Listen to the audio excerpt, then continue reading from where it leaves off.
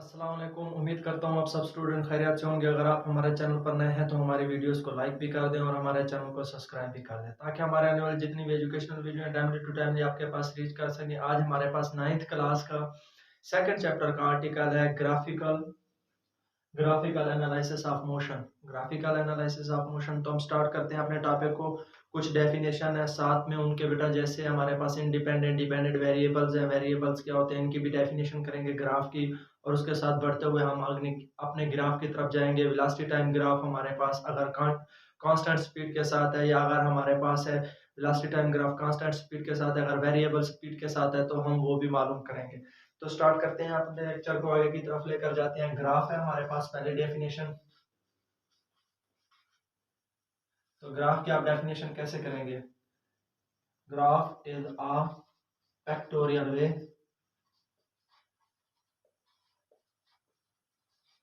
which presenting information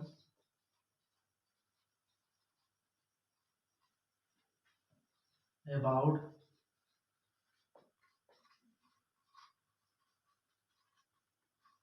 relation of different quantities। ठीक है बेटा। ग्राफ हमारे पास क्या होता है? एक तस्वीरी खाका होता है जो हमें क्या दे रहा होता है बेटा? मालूमात दे रहा होता है अबाउट द रिलेशन, यानी ताल्लुक ज़ाहिर कर रहा होता है डिफरेंट क्वांटिटीज, मुख्तलिफ मिकदारों का। यानी हमारे पास एक क्या होता है? तस्वीरी खाका होता है जो हमारे पास मुख्तलिफ मिकदारों का क्या बेटा? हमारे पास मुख्तलिफ मिकदारों का क्या रिलेशन जाहिर कर रहा होता है। उसके बाद अगली डेफिनेशन आती है वेरिएबल्स। हमने क्योंकि वेरिएबल्स का इस्तेमाल किया है रिलेशन ऑफ डिफरेंट क्वांटिटीज यानी वेरिएबल। तो हमारे पास वेरिएबल्स की डेफिनेशन क्या होती है? द क्वांटिटीज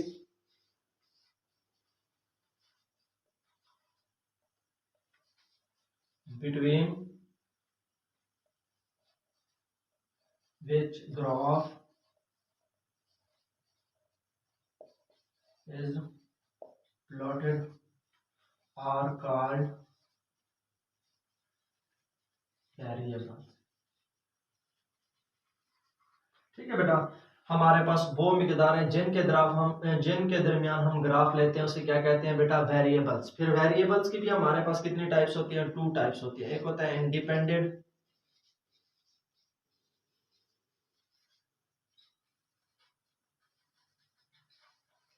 यानी वेरिएबल हमारे पास हो गया मुतगय्यर। तो इंडिपेंडेंट वेरिएबल हमारे पास हो गया गैर आजाद मुतगय्यर। इसकी डेफिनेशन हम कैसे करेंगे? The quantity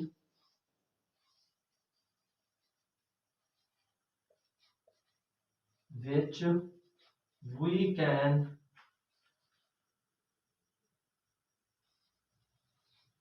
change, which our wishes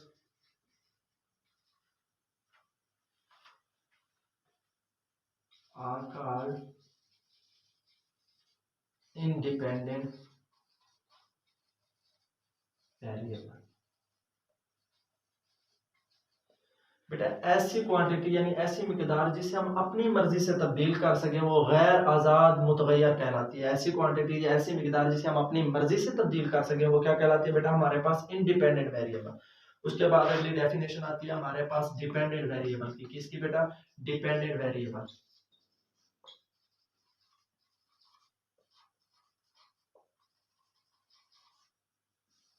the quantity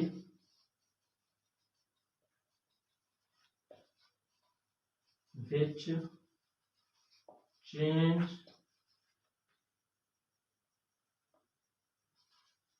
due to the independent variable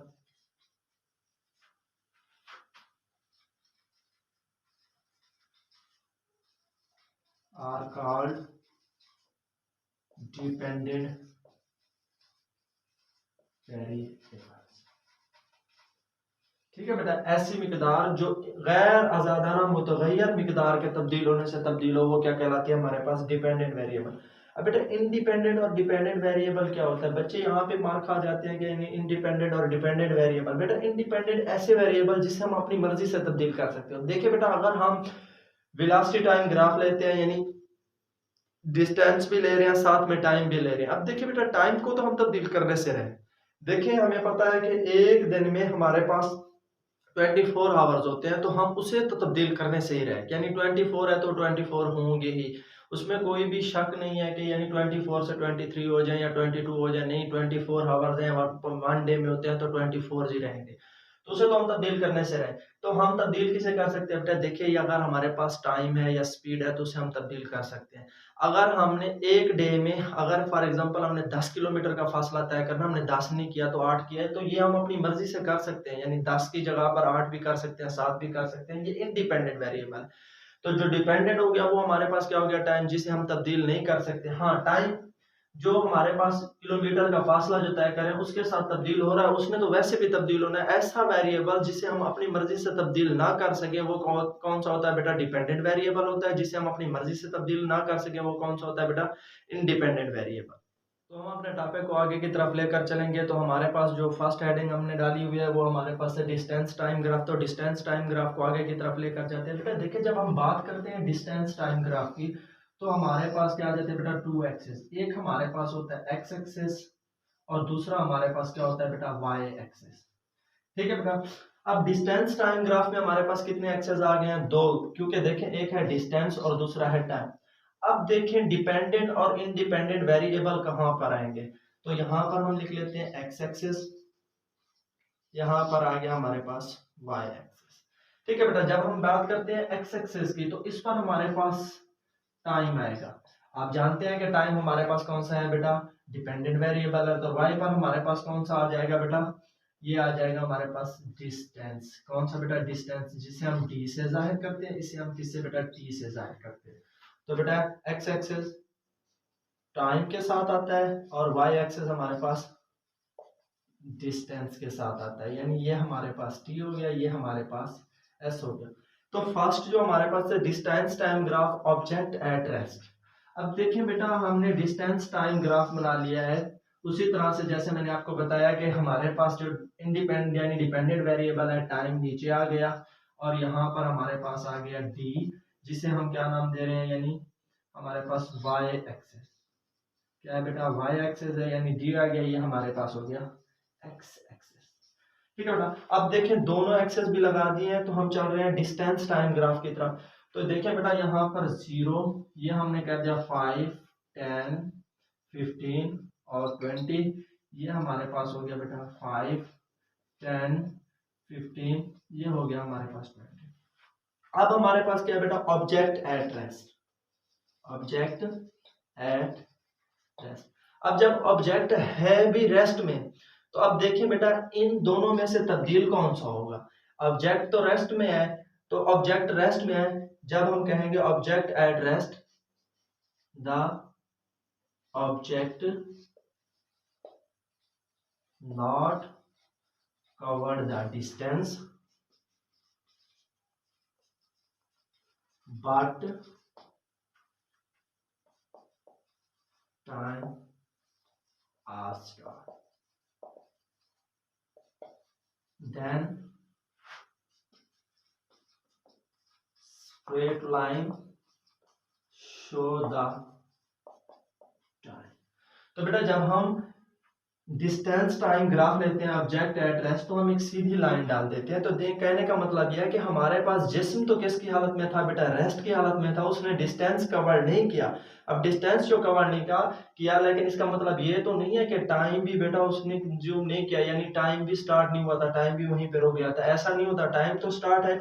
इसलिए जो सीधी लाइन है वो किसको शो कर रही है बेटा, एक्स एक्सिस को। देखें ये भी हमारे पास हॉरिजॉन्टल लाइन है, ये भी हमारे पास हॉरिजॉन्टल, यानी दोनों ऊपरी लाइन है। इसका मतलब है टाइम को शो कर रहा है, ऑब्जेक्ट अपनी जगह पर है।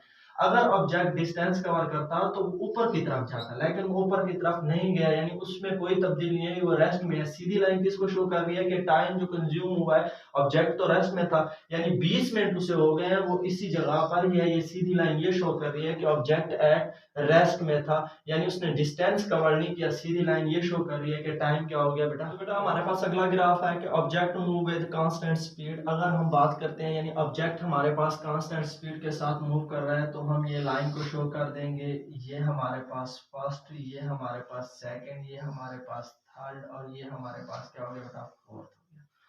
तो अब ऑब्जेक्ट किसके साथ मूव कर रहा है बेटा, कांस्टेंट स्पीड के साथ। तो प्रीवियस हमने कहा था द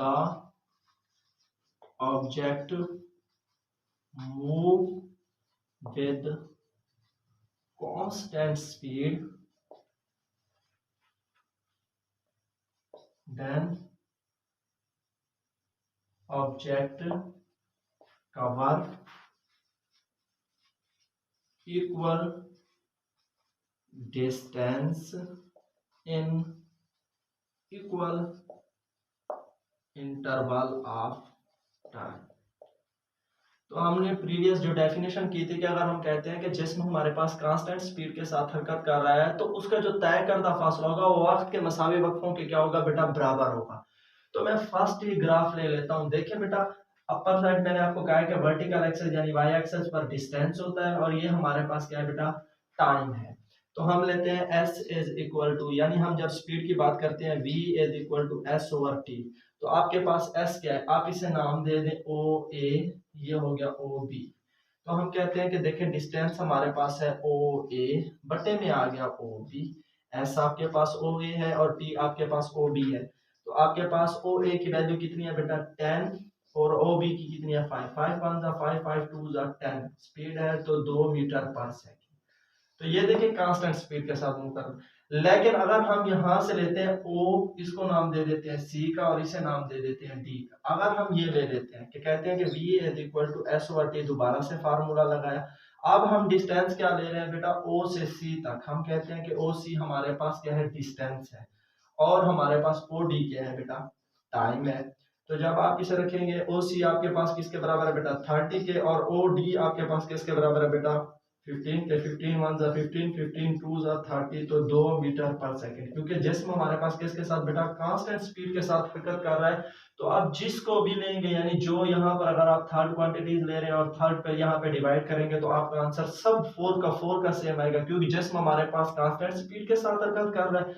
जो मैंने आपको एग्जांपल दी थी, अगर आप घर से स्कूल तक जाते हैं तो 30 मिनट्स में जाते हैं और 30 मिनट में वापस आते हैं, इसका मतलब है आप कांस्टेंट स्पीड के साथ गए। तो कहने का मतलब है आप यहाँ पे से जो भी सॉल्व करेंगे, यानी जहाँ पे जो भी आप वैल्यूज अपर लेंगे और लोअर भी वहीं लेंगे, यानी फोर्थ पर ले रहे हैं तो फोर्थ ले लें, तो आपके पास आंसर सेम ही आएगा, आंसर में कोई तब्दीली नहीं आएगी। हमारे पास जो लास्ट है, object move with variable speed. तो अगर ऑब्जेक्ट वेरिएबल के स्पीड के साथ मूव कर रहा है तो हमने डिफाइन भी किया था previous, the object move with variable speed then object covers equal distance in unequal interval of time। ठीक है बेटा, हमने कहा था कि अगर जिस्म हमारे पास वेरिएबल स्पीड के साथ हरकत करता है तो उसका जो तय करता फासला होगा वो तो बराबर होगा, लेकिन वक्त के मसावी वक्फे बराबर नहीं होंगे। हम कहते हैं कि अगर हमारे पास ऑब्जेक्ट वेरिएबल स्पीड के साथ हरकत कर रहा है तो हमारे पास जो ग्राफ बना हुआ है हम इसे नाम दे देते हैं OA और OB, यानी ये हमारे पास टाइम हो गया, ये हमारे पास क्या हो गया बेटा, D हो गया। तो अब V is equal to S over T जब करते हैं तो आपका S किसके बराबर है बेटा, OA के बराबर है, और आपका जो T है वो किसके बराबर है, OB के बराबर है। तो आपका OA कितना है बेटा, 30 है, और आपका OB कितना है बेटा, 15 है। लेकिन आपने 15 नहीं लिखना, क्योंकि 5 तक जिस्म किस में रहा है, रेस्ट में, इसलिए आपने 5 को खत्म कर देना, यहाँ पर 10 यहाँ पर आ गया हमारे पास 3 मीटर पर सेकेंड। अगर आप इस ग्राफ को देखते जाएं यानी तब्दील करते जाएं तो आपके पास जिस वेरिएबल स्पीड में है तो हर क्वांटिटी पर यानी डिस्टेंस पर टाइम भी मुख्तलिफ होगा, जिसके साथ हमारे पास वैल्यूज भी तब्दील होती जाएगी। वेरिएबल में सेम रहती है, लेकिन कांस्टेंट में सेम रहती है, लेकिन वेरिएबल में क्या हो जाती है बेटा, तब्दील हो जाती है। इसके अलावा हमारे किसी भी वीडियोस में अगर कोई भी चीज आपको क्लियर ना हुई हो तो प्लीज आप हमें कमेंट्स बॉक्स में जरूर कमेंट्स करें, ताकि आपकी जितनी भी प्रॉब्लम है टाइमली टू टाइमली सॉल्व कर सके और आपको अच्छे तरीके से गाइड कर सकें। शुक्रिया।